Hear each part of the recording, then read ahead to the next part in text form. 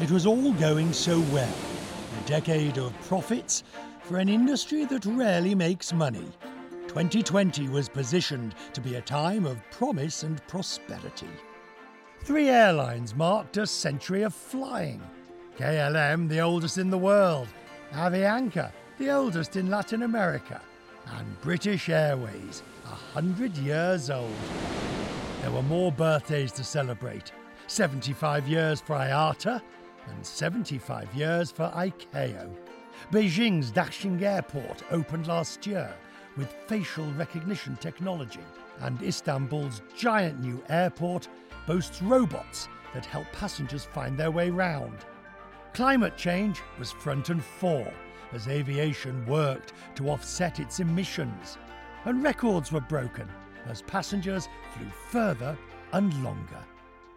That was then, before aviation faced its worst ever crisis as the coronavirus pandemic changed everything for travel and tourism. Back in March, planes by the thousands, once full of passengers, were put into storage. Routes once to all corners of the world cancelled. And airports, once hubs of activity, ghosts of their former selves. It's the worst challenge, the biggest crisis we've ever faced. We're facing altogether such a different new reality where airlines need to adjust. A calamity this large meant airlines having to say goodbye to tens of thousands of colleagues laid off. While airlines revised, revamped and retired many planes in their fleet, including the original jumbo jet, the Queen of the Skies, along with the A380 Super Jumbo, grounded, with in some cases airlines saying no more.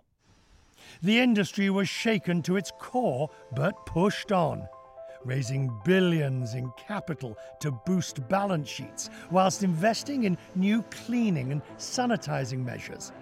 The goal to convince passengers flying is the safest way to travel. It's been an unprecedented time for aviation.